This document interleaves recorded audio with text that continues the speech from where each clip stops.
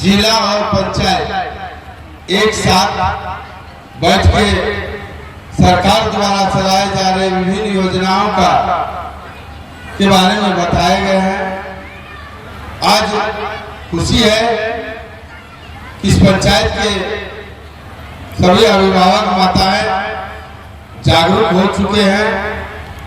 आज से 7-8 वर्ष पूर्व इस पंचायत में चलने के लिए गाड़ी, बैल, घोड़ा और साइकिल के अलावा कोई रास्ता नहीं था।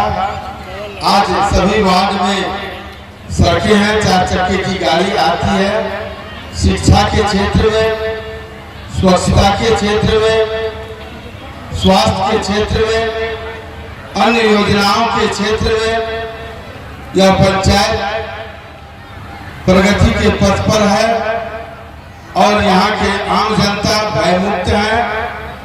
यहाँ पर कोई जाति प्रथा नहीं है और यहाँ की जनता विकास के राह पर पंचायत को आगे बढ़ाने का जो संकल्प लिए हैं उसे पूरा करने में आगे हैं। और प्रखंड के सभी पदाधिकारीगण का भरपूर प्यार और श्रेय मिलता है यहाँ के जनताओं को इस पंचायत में काम करने के लिए। आज हम गर्व से कह सकते हैं कि अररिया जिला में जो सुदूर गांव में जहाँ एक समय में यह मिनी चंबल के नाम से जाना जाता था, आज शिक्षा और स्वास्थ्य रोजगार के आगे बढ़े हैं। और यहाँ की माताएं, आम जनता रात के 12 बजे भी भयमुक्त होकर एक दूसरे जगह जाते हैं। और हम जिला पदाधिकारी महोदया से आग्रह करेंगे कि वो कदम घाट में अगर पुल निर्माण का काम हो जाए तो बनमनखी यहाँ से 15 किलोमीटर की दूरी पे है, रास्ता घट जाएगा। नहीं तो यहाँ से घूम के जाने में 7-8 किलोमीटर लग जाता है जो बगल में है। और यहाँ के किसान भाई की भी हालत, मजदूरों की हालत पहले से बेहतर है। अभी सभी शिक्षा के क्षेत्र में जुड़े हैं। शराब का सेवन यहाँ होता था, बगल में कुस्कापुर और बेलसारा है और वहाँ के कुछ असामाजिक तत्व पहले यहाँ आके रहते थे, लेकिन अब वो सब समाप्त हो चुका है। या जो कुछ असामाजिक तत्व यहाँ जो थे वो मुख्य धारा से जुड़ चुके हैं। सभी अब अच्छे इंसान बनना चाहते हैं और प्रगति के पथ पर यह पंचायत आगे बढ़ रहा है। हम जिला पदाधिकारी महोदया से आग्रह करेंगे कि इस पंचायत को आप गोद ले लें और सभी तरह के योजनाओं का लाभ लघु कुटीर उद्योग के माध्यम से दें, जो बिहार का नंबर 1 पंचायत बन सके। हम सेवा, संघर्ष और त्याग में विश्वास करते हैं। यही हमारे भगवान और अल्लाह है। हम इन्हीं की सेवा में लगे हुए रहते हैं दिन रात। यहाँ के प्रतिनिधि भी अच्छे हैं, कुछ निजी कोर्स से भी यहाँ पे काम होता है और ये प्रगति के पथ पे है। हम संकल्प लेते हैं कि आदर्श पंचायत, शिक्षित और विकसित पंचायत बनाने में जो भी करना पड़ेगा हम लोग करने के लिए तैयार हैं। और अभिभावक, जिला पदाधिकारी और एसपी साहब, सभी विभाग के पदाधिकारी का पुनः हम दिल से हार्दिक अभिनंदन करते हैं और समस्त जनताओं की ओर से भी हार्दिक अभिनंदन करते हैं। जय हिंद, जय भारत। की बात सुनी और आपके जो लोकप्रिय जनप्रतिनिधि हैं इस पंचायत के, उन्होंने अपने वक्तव्य में हम लोग का रिश्ता भी जोड़ दिया कि आप इस पंचायत के साथ तो, और आप बताया भी किया कि गोद लिया जाए। बट एज अ जिलाधिकारी मेरा दायित्व सभी 211 पंचायतों के लिए है और उसमें किसी भी प्रकार का भेदभाव नहीं है। जितना प्रिय ये पंचायत है उतने ही प्रिय अन्य पंचायत है। लेकिन आज जब इस जनसंवाद कार्यक्रम की श्रृंखला में हम लोग आज ये 17वां जगह है जहाँ पर ये कार्यक्रम हो रहा है। कल इसके बाद तलाशी में इस कार्यक्रम का आयोजन किया जाएगा। लेकिन मुझे ये कहने में कोई भी संकोच नहीं है कि जितना संयम के साथ और धैर्य के साथ आप लोगों ने सभी पदाधिकारियों की बातें सुनी, अपने सुझाव बहुत ही अच्छी तरीके से दिए। आपकी इस पंचायत में जो समस्याएं थी उन समस्याओं को बहुत अच्छी तरीके से हम लोगों के समक्ष रखा, इसके लिए आप सब लोग धन्यवाद के पात्र हैं। और कोई भी बात ऐसी नहीं है जिसका ताली की अपेक्षा है। ये कार्यक्रम जैसे कि नाम में है जन संवाद कार्यक्रम, ये कार्यक्रम आपके लिए ही बनाया गया है ताकि आपको सरकार के द्वारा चलाई हुई विभिन्न विभागों की जो योजनाएं हैं उन योजनाओं की बिल्कुल सटीक और सही जानकारी मिल सके। बहुत सारे लोग जब शिकायत करते हैं तो उनमें से मुख्य रूप से ये शिकायत होती है कि हमें योजना का लाभ लेने के लिए किसी प्रकार से कठिनाई हुई या उतनी सुगमता से नहीं हुआ या किसी बिचौलिया या दलाल ने आपसे पैसे की ठगी करी। लेकिन मैं ये बिल्कुल स्पष्ट कर देना चाहती हूँ कि सरकार की योजनाएं हैं, उन योजनाओं का क्रियान्वयन आपके कल्याण के लिए किया जाता है और किसी भी योजना का लाभ लेने के लिए कोई विशेष आपको किसी को धन लोभ के चक्कर में नहीं पड़ना है। जो अगर आप किसी भी प्रकार की योजना की पात्रता रखते होंगे तो कोई कारण नहीं है कि आपको उस योजना का लाभ नहीं मिलेगा। हाँ, ये संभव जरूर है क्योंकि अगर आप इसी प्रांगण में देखें, हम सिर्फ एक पंचायत के गांव में ही सब जब जनसंवाद कर रहे हैं तो इतने सारे लोग हैं जिनको किसी न किसी योजना का लाभ छूट गया है, क्योंकि किसी भी योजना के लिए एक सीमित लक्ष्य की प्राप्ति होती है। तो ये संभव है कि आपको उस लक्ष्य के प्राप्त होने तक थोड़ा इंतजार करना पड़ेगा। वो तभी हो पाएगा जब आप योजना को जानेंगे, वरना क्या होगा कि थोड़ा सा योजना का लाभ लेने में विलम्ब होगा तो इसी का भी फायदा उठाने की कोशिश करेगा और आपको ये कहेगा कि हम आपको ये योजना का लाभ दिलवा देंगे, आप हमारे लिए काम कर दीजिए, जो कि बिल्कुल अनुचित है और बिल्कुल गलत है। दूसरी चीज, आज जैसे अन्य पंचायतों की तरह ही इस पंचायत में भी जब बात किया गया तो 4-5 ही विभाग की योजनाएं हैं जिसके बारे में मुख्य रूप से शिकायतें प्राप्त होती हैं। उनमें से राजस्व विभाग का, जिसमें आप लोग कहते हैं ना म्यूटेशन, रसीद काटना इत्यादि के संबंध में जो शिकायतें प्राप्त होती हैं वो है। पहले भी हम लोगों को एक पता चला, हम लोगों ने संज्ञान भी लिया है और संज्ञान लेके जहाँ पर सच में किसी करीय पदाधिकारी की या कर्मी की कोई जानबूझकर गलती थी या उनकी ऐसी मंशा थी कि वो आपको लाभ से वंचित रखे और अपना कोई प्रलोभन की मंशा थी, तो उसमें कार्रवाई भी हुई है, आगे भी होगी। आज भी जिन लोगों ने बताया, यहाँ से कोई एक व्यक्ति बोल रहे थे कि उन्होंने 2 म्यूटेशन का आवेदन दिया था जिसमें से एक का हुआ था और एक रिजेक्ट हो गया। तो उसको इसको इस रूप में भी देखा जाना चाहिए कि उन सेम व्यक्ति का 2 म्यूटेशन था और एक रिजेक्ट हो गया, तो रिजेक्शन का कुछ कारण होगा। अगर उसमें आपको लगता है कि अन्यथा ही हो गया, कोई कारण नहीं था, तो अपना आवेदन देंगे आप अभी, हम लोग उसको अलग से भी जांच करवाएंगे। और ऐसा अगर हम लोगों को प्रकट होगा कि जानबूझकर और किसी गलत मंशा के साथ पदाधिकारी अथवा कर्मी ने अपना काम नहीं किया है तो उसमें कार्रवाई भी होगी। ये मैं आप लोगों को सबके सामने इसलिए बता रही हूँ ताकि आप सब लोगों के मन में ये भाव रहे कि हमारी अगर पात्रता ठीक होगी, अगर हम किसी भी योजना का एप्लीकेशन देंगे और अगर उसमें हमारी एलिजिबिलिटी है तो हमें जरूर उस योजना का लाभ मिलेगा। और जैसे कि मैंने पहले कहा, किसी भी योजना का एक सीमित लक्ष्य आता है, एक वार्षिक लक्ष्य, तो हो सकता है कि आपको अपनी योजना का लाभ लेने के लिए थोड़ा सा वक्त लगेगा। अगर इसको हम लोग आम भाषा में समझें तो हम ईश्वर से जब प्रार्थना करते हैं तो एक बार में तो सबकी प्रार्थना नहीं सुनी जा रही, उसमें भी जब नंबर लग रहा है तो ये तो सरकारी योजनाएं हैं। लेकिन ये इस आश्वस्त बिल्कुल मैं कर देती हूँ, आपके मन में ये कोई शंका, कोई भी कंफ्यूजन नहीं रहना चाहिए कि हमारे को किसी भी तरीके से भेदभाव कर या जानबूझकर योजनाओं के लाभ से वंचित रखा जा रहा है। अगर मुझे और सरल भाषा में समझाना हो, उदाहरण के लिए अगर कोई वृद्ध महिला है तो ऐसा नहीं है कि इनको बच्चे की योजना वाला लाभ मिलेगा। अगर इनको पेंशन का लाभ मिलेगा या पेंशन का लाभ चाहिए तो उसके लिए एक अर्हता है, इनको उस आयु वर्ग में होना चाहिए। और बिहार राज्य तो ऐसा है जिसमें इसमें आए जो गरीब सबके लिए है पेंशन की योजना, वो आपके ऊपर आप इसे लेना चाहते हैं, त्यागना चाहते हैं। ये मैं इसलिए बता रही हूँ ताकि आप लोग अवेयर भी हो जाए। दूसरा, आपने ये जरूर महसूस किया होगा, जितने भी लोग हैं जनरली हम लोग क्या जानते हैं, 5, 6, 10, 15 स्कीम्स का नाम जानते हैं। बहुत सारे लोग जितने यहाँ पर बैठे हैं हो सकता है 15 योजनाओं का लाभ भी नहीं बता पाएंगे।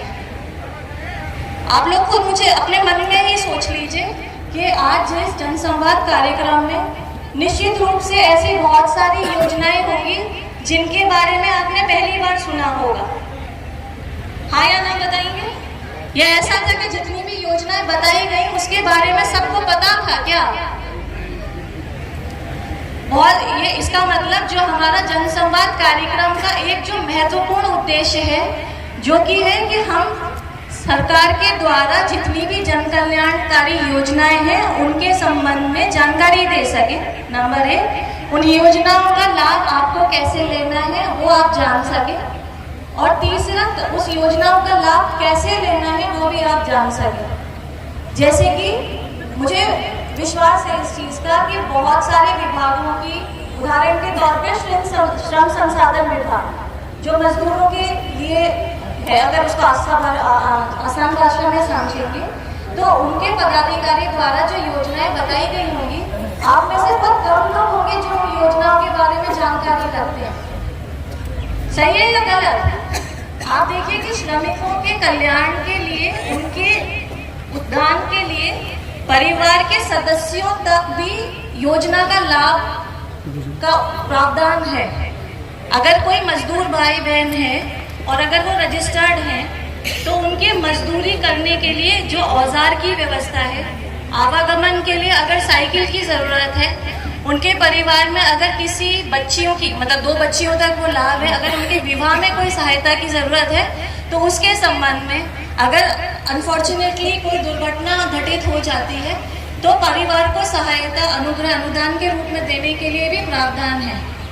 तो इस जनसंवाद का जो सबसे सफलता का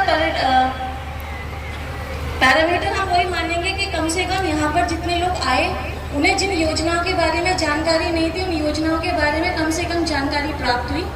और निश्चित रूप से जब आपको योजनाओं के बारे में जानकारी प्राप्त हो गई है तो कोई कारण नहीं है कि आपको उन योजनाओं का लाभ नहीं मिलेगा। दूसरा, जब सभी पदाधिकारियों ने अपने बात रखने के बाद अपने आप को, अपना परिचय आप सब लोगों के समक्ष रखा, तो बहुत सारे पदाधिकारी ऐसे भी होंगे जिनको आप जानते ही नहीं थे कि अरे ये पदाधिकारी भी हमारे प्रखंड में कार्यरत हैं। क्योंकि ये कहना इसलिए ज़रूरी है कि ग्रामीण परिवेश में जितने भी लोग हैं और जो उनकी समस्याएं हैं, सबसे आसान और सहूलियत कब होगी जब उन समस्याओं का निराकरण और निदान पंचायत स्तर पर ही हम लोग कर लें। और उसी दिशा में लगभग सभी विभागों के पंचायत स्तर के कर्मी यहाँ प्रखंडों में पदस्थापित हैं। पहले की तुलना में प्रखंड स्तर के साथ साथ पंचायत स्तरों पर भी विभिन्न पदाधिकारियों अथवा कर्मियों का नियोजन भी किया गया है। आप लोग क्या अवगत हैं कि आपके इस पंचायत में विकास मित्र भी होंगे? यहाँ के विकास मित्र हैं कि यहाँ उपस्थित इस पंचायत में, टोला में? ये सब जानना इसलिए जरूरी है कि आपके विकास मित्र है, पंचायत सेवक है, पंचायत सचिव है, हल्का कर्मचारी है, ANMs हैं, आशा है, आंगनवाड़ी वर्कर्स हैं, वो कहीं और के नहीं हैं, वो आपके अपने पंचायत में सेवाएं भी दे रहे हैं और यथासंभव यहीं के ही निवासी भी हैं। और जितनी भी आपकी समस्याएं हैं या फिर सरकारी योजनाओं का लाभ लेने के लिए कार्रवाई है, अगर आपको जानकारी प्राप्त करनी है तो पहला पॉइंट ऑफ कांटेक्ट भी है। हम लोग जैसे देख पा रहे हैं कि लगभग सभी के पास मोबाइल फोन भी है, तो जानकारी प्राप्त करने का दूसरा आसान तरीका आपका मोबाइल फोन भी है, जिसमें संबंधित विभाग का वेबसाइट पे जाएंगे और निश्चित रूप से उसे खोलेंगे और जान लीजिएगा। जो मैं कह रही हूँ, मैं कोशिश कर रही हूँ कि आसान से आसान भाषा में कहें ताकि जितने भी लोग हैं उन तक जो हमारा संदेश है वो संदेश स्पष्ट रूप से पहुँच जाए। मुझे ऐसी आशा है कि जो मैं बात कर रही हूँ वो आप सब लोगों को समझ में आ रही है। नहीं आ रही है? आ रही है ना? तो आज हम लोगों ने लगभग 25 विभागों की 70 से अधिक योजनाओं के बारे में आपको जानकारी दिया और उसमें मुख्य रूप से आप सभी लोगों को, जितने भी इस प्रांगण में उपस्थित हैं, किसी न किसी योजना के वो लाभुक होंगे या लाभ लेने की आहर्ता रखते होंगे। जैसे इस पूरे प्रोमाइसेस में जब मैं बैठी थी वहाँ पर, तो मैं एक प्रश्न ये भी आया कि जब बात की जाए आप सभी लोगों से, तो ऐसी क्या बात की जाए जो आप तक पहुंच जाए आसानी के साथ। और जितने भी लोग हैं, जिस भी आयु वर्ग के हैं, जैसे बहुत छोटे बच्चे भी हैं यहाँ पर, स्कूल जाने वाले भी हैं, और आगे की पंक्ति में और पीछे में भी बहुत वृद्धजन भी हैं, महिलाएं भी हैं, पुरुष भी हैं। तो ऐसी बात कही जाए जो सबके लिए फायदे की बात हो। तो उसके लिए ही हम लोगों का कोशिश है कि सभी लोगों तक आसान से आसान भाषा में अपनी बात रख सके। तो उसी क्रम में ये बताऊंगी मैं कि आपने इतने सारे पदाधिकारियों को सुना, उन्होंने जो बातें बताई वो मैं रिपीट नहीं करूंगी, बट उतना उनकी बातों का महत्व बढ़ाने के लिए इतना जरूर कहेंगे कि आज आपने जितने भी जिला स्तरीय पदाधिकारियों से योजनाओं के बारे में जाना, अगर किसी भी कारणवश आपका जब वो बात कर रहे थे ध्यान नहीं था, उनकी बात नहीं समझ में आई, कोई बात नहीं, वो दोबारा से भी बताएंगे। जो प्रखंड स्तरीय पदाधिकारी हैं वो भी आएंगे, वो आगे बताएंगे, ताकि एक एक व्यक्ति तक जो योजनाओं की जानकारी है वो सही तरीके से पहुंच जाए और उनका लाभ उन्हें सही तरीके से सही समय पर मिल जाए। दूसरी चीज, हम आपसे क्या अपेक्षा करते हैं? हम आपसे अपेक्षा करते हैं कि पंचायत का सर्वांगीण विकास में आप, सरकार की योजनाएं तो एक उसका अंग है, आपके जनप्रतिनिधिगण वो दूसरा अंग है, प्रशासन उसका एक कड़ी है, लेकिन जो सबसे महत्वपूर्ण कड़ी है वो आप सब लोग हैं, क्योंकि इस पंचायत को अच्छा आत्मनिर्भर बनाने के लिए निश्चित रूप से जो 3 पहली बातें मैंने कही वो तो है ही, लेकिन उस सबसे महत्वपूर्ण बात है आपकी उसमें भागीदारी रहना बहुत जरूरी है। और पंचायती राज व्यवस्था में तो ग्राम पंचायत का जो दायित्व है उसमें ग्राम सभा का कंसेप्ट है। ग्राम सभा में आप सभी लोग मेंबर्स हैं, तो आपका ये दायित्व है कि आप अपने पंचायत को एक अच्छा पंचायत बनाएं, एक सर्वांगीण पंचायत बनाएं। और मैं ये देख भी पा रही हूँ, और जैसे आप मेरे से पहले जिन्होंने बात रखा उन्होंने भी बताया कि पहले की तुलना में कितनी चीज़ें सुधरी हैं, और समय के साथ और चीज़ें सुधरेंगी भी। जैसे कि आप अपने आसपास में घुमा के देखेंगे नज़र, तो पानी की टंकी भी दिखती है, आप स्कूल भी देख पा रहे हैं। जब यहाँ तक हम लोग मुख्यालय से आए तो लगभग थोड़ा पॉइंट में सड़क की मरम्मती की आवश्यकता है, लेकिन ज़्यादातर सड़क अच्छी ही थी, सामने बल्ब भी जल रहा है, LED जल रहा है वहाँ पर। तो ये सब चीज़ें इसलिए मैं बता रही हूँ ताकि आपके मन में किसी भी प्रकार की ये कुंठा या डिससेटिस्फेक्शन नहीं हो कि हम किसी से कमतर हैं। आपका पैर में दर्द हो रहा है, जाना चाह रहे हैं, डॉक्टर साहब है अभी तो वो देख भी लेंगे, इनको दिखवा देना।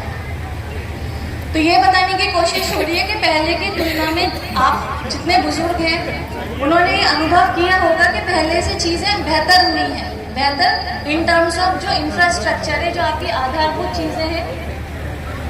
जिनको तकलीफ थी अगर उनको अभी निकलना है तो उनको जाने दीजिए, और डॉक्टर है यहाँ पर, उनको देख भी लेंगे।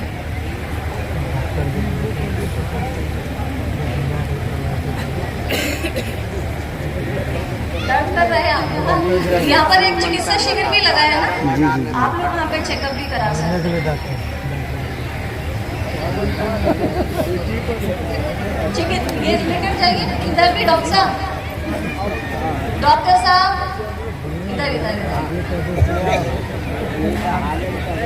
तो इम्पोर्टेंट ये है कि आप इस चीज़ों को अप्रिशिएट करें, अप्रिशिएट करके आपकी जो पंचायत है उसमें आपको ये रियलाइजेशन होना चाहिए, मन में ये विश्वास होना चाहिए कि अगर हम इस पंचायत के निवासी हैं तो हम किसी से कमतर नहीं हैं। जो सुविधाएं मुख्य रूप से आपको किसी भी अच्छी जगहों पर मिलेंगी या शहरी क्षेत्र में मिलेंगी, उससे किसी भी परिस्थिति में अपना पंचायत भी कमतर पंचायत नहीं है। मेरे दाएं में जैसे दिख रहे अपने स्वच्छता कर्मी हैं, यहीं के निवासी हैं आप, इनका इस पंचायत को साफ रखने में, स्वच्छ रखने में जितना योगदान है उतनी ही आपकी भागीदारी भी अपेक्षित है।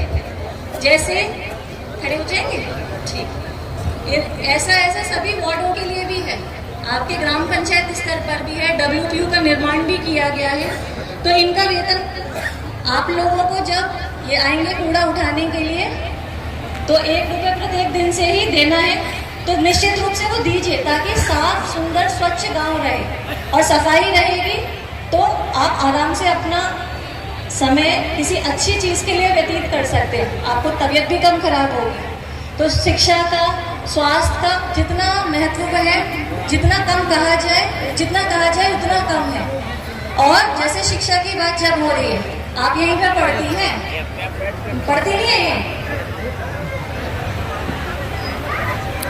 यही चीज़ चाहिए। मैं चाहती हूँ कि हमारे यहाँ के जितने भी बच्चे हैं वो पढ़ें, लिखें, बढ़ें और मजबूत बने।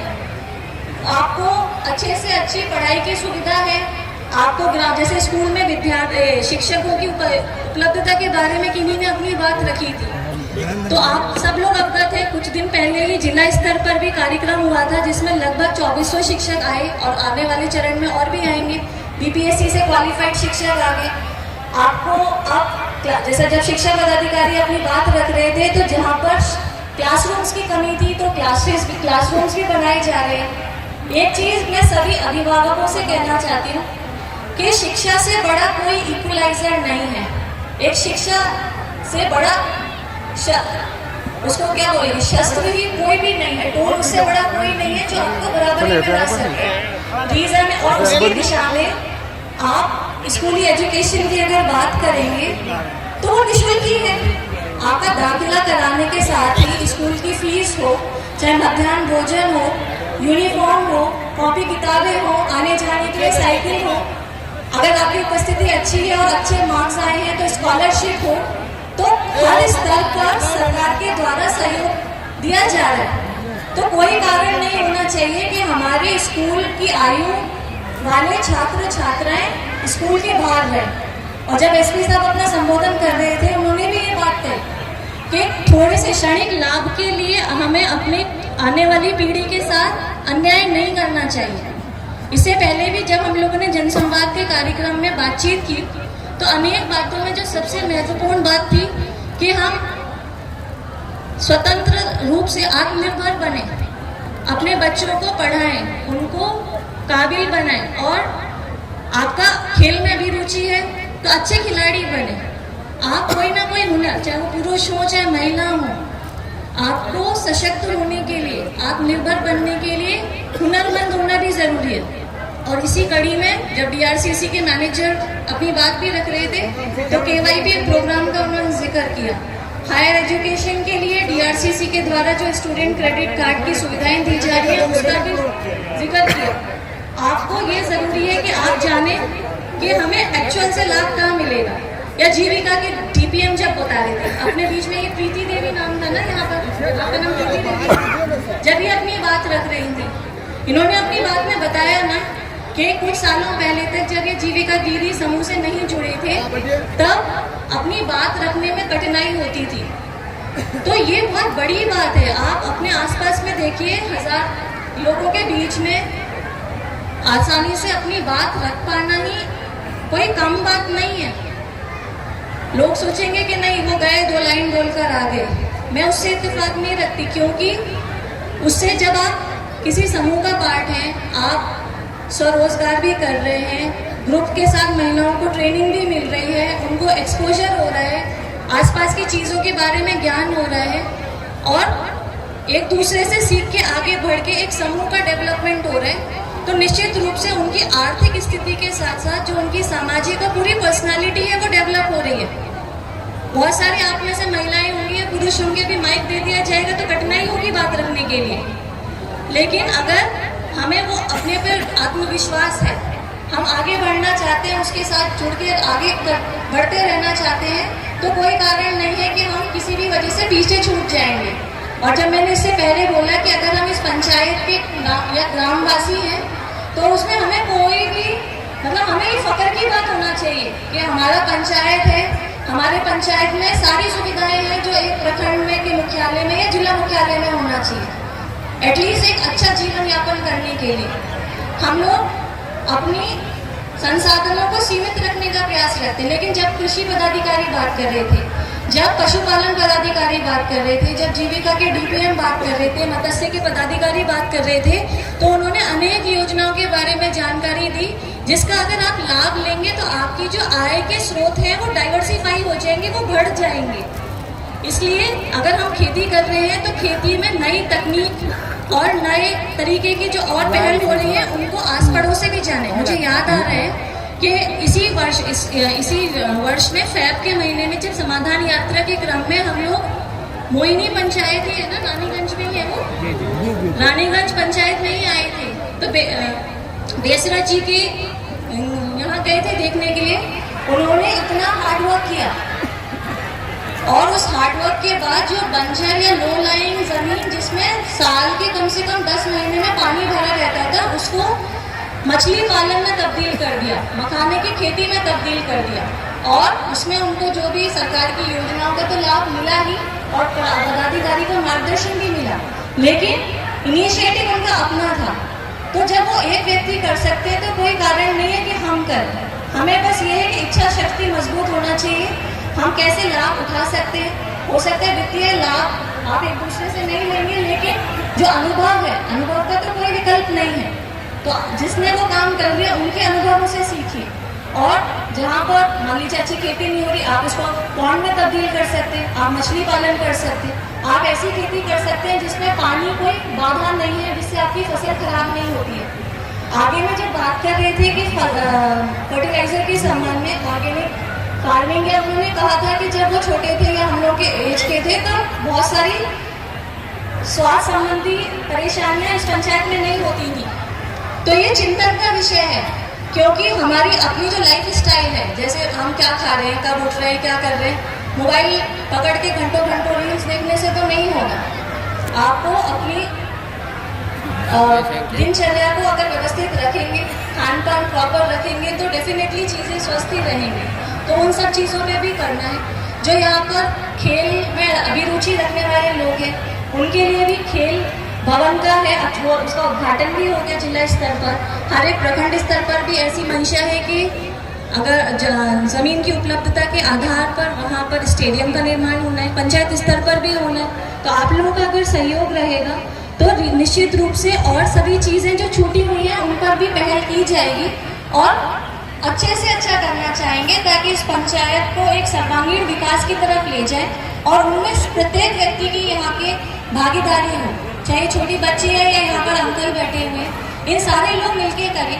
और विशेष रूप से बस 2-3 चीज़ें ही मैं बताऊंगी, एसपी साहब ने भी बताया, लेकिन विषय वस्तु की गंभीरता को देखते हुए कि महिला सशक्तिकरण को लेके सरकार के द्वारा भी अनेक प्रयास किए जा रहे हैं और उसी का फलाफल ये है कि आप लोग जो थोड़े बुजुर्ग हैं, इस पंचायत के अभिभावक स्वरूप भी हैं, तो आपने भी ये महसूस किया होगा कि पहले की तुलना में ज़्यादा महिला पदाधिकारी और कर्मी हैं, पहले से ज़्यादा महिला उद्यमी भी हैं। आप ही के पंचायत में जीविका की दीदी है जो लघु उद्योग चला रहे हैं, या कुछ लोग ऐसे भी हैं जो उद्योग विभाग की योजनाओं का लाभ लिया और अपना जीवन यापन कर रहे हैं, अपने परिवार का लालन वो भी कर रहे हैं, पोषण भी कर रहे हैं, है या नहीं? पहले की तुलना में महिलाएं ज़्यादा सशक्त हो गई। तो ये हम लोगों का ऐसा सामूहिक दायित्व है कि महिला को आगे बढ़ाएं, उनको विकास के पथ पर ले जाएं और जो गर्ल चाइल्ड है उसके लिए जन्म से लेके ही प्रोत्साहन का राशि का प्रावधान है, चाहे बेटी बचाओ बेटी पढ़ाओ के माध्यम से हो, चाहे मुख्यमंत्री कन्या उत्थान योजना है, बहुत ही अच्छी स्कीम है जिसमें बेटी के जन्म को एक उत्सव के रूप में मनाने के लिए और उसके अच्छे जीवन अच्छे परवरिश के लिए जब तक कि वो ग्रेजुएट नहीं हो जाएंगे हर एक चरण में योजनाओं का आपको सहायता राशि का प्रावधान है। क्योंकि मेरा जो अपना मानना है, किसी को भी बच्चियां बुरी नहीं लगती, किसी को लगती हैं, किसी को नहीं लगती, लेकिन कभी कभी जो संकोच का भाव आता है शायद उनके विवाह के टाइम पर आता होगा कि आप दहेज का प्रबंध करना इत्यादि। तो अगर हम इस कुरीति को ही खत्म कर देंगे और समाप्त कर देंगे तो निश्चित रूप से सब बराबर ही है। अब मैं अपना ही उदाहरण दे सकती हूँ यहाँ पर कि कोई तो मतलब मेरे पिताजी माताजी का आभार ही है ना, उन्होंने हमको पढ़ने का अवसर दिया, इक्वल अपॉर्चुनिटीज़ दी ताकि हम आगे बढ़ के आज इस पद पर हैं। तो जब हम हो सकते हैं तो कोई कारण नहीं है यहाँ पर कोई भी जो बैठा है बच्चा बच्ची वो नहीं होंगे, बट इतने इच्छा शक्ति की और एक प्रोत्साहन की ज़रूरत है, क्योंकि जो आपकी मेधा है उस मेधा में कोई कमी नहीं है, मेरिट में कोई कमी नहीं है। और जब बच्चियां पढ़ जाएंगी, और जैसे एसपी साहब ने बोला था कि बाल विवाह तो बिल्कुल नहीं होना यहाँ पर। अब मुझे नहीं पता आपका एज ग्रुप क्या है, लेकिन बहुत सारे मैरिड वुमेन ऐसा लगता है कि उनकी कम आयु में शादी हुआ। उसके साथ मतलब उस बच्ची के साथ साथ जो आने वाली जनरेशन है उसके साथ भी वो अन्याय है, क्योंकि अगर विकसित शरीर नहीं होगा तो आप आगे अपना ध्यान तो नहीं रख पाइएगा, साथ में बेबी का भी नहीं रखेंगे, तो वो जो एक सर्किल है वो ट्रैप में ही फंस जाएंगे। इसलिए अच्छे से अच्छा प्रोत्साहन दें। जो बॉयज़ हैं, जो अंकल आंटीज़ हैं, यहाँ पर बच्चियों को आगे बढ़ाइए, उनको पढ़ाइए, उनको अच्छे से अच्छे शिक्षा दीक्षा दीजिए और उनको मोटिवेट कीजिए कि वो अपने पैरों पर खड़े होकर आत्मनिर्भर बने, क्योंकि अगर वो सशक्त होंगे, मजबूत होंगे तो वो आपके घर की शोभा भी बढ़ाएंगे, घर को एक मजबूती भी प्रदान करेंगे। और कोई कारण नहीं है कि फिर आपको थोड़ा सा भी मतलब वो एक उत्साह और सेलिब्रेशन होना चाहिए कि हमारे घर में एक बेटिया ने जन्म लिया। तो इन्हीं शब्दों के साथ और इस विश्वास के साथ कि जिस धैर्य के साथ आप लोगों ने हमारी बातें सुनी उसका अनुश्रवण जरूर होगा। आपको निश्चित रूप से बहुत सारी योजनाओं के जिसके बारे में जानकारी नहीं थी उसके बारे में आपको जानकारी प्राप्त हुई होगी और उसका आप लोगों को लाभ मिले, ऐसा हम लोगों का प्रयास रहेगा। आज जो शिकायतें यहाँ पर प्राप्त हुई उस सभी शिकायतों का हम लोग संज्ञान लिया है और उसका शासन में जिस स्तर से निदान होगा वो करेंगे। और जो सुझाव है, मुख्य रूप से जो पुल की बात 2 बार भी कही गई, तो एग्जीक्यूटिव RWD ने बताया था कि वो यहाँ से प्रस्ताव चला भी गया है, वित्त विभाग के स्तर पर लंबित है, वहाँ पर जैसे ही स्वीकृति हो जाएगी आने वाले कुछ ही समय पर वो पुल का समाधान भी आपके पंचायत में हो जाएगा। पुनः जिला प्रशासन की ओर से आप सभी को धन्यवाद और आगामी पर्व के लिए बहुत सारी बधाई। आपका जीवन ऐसे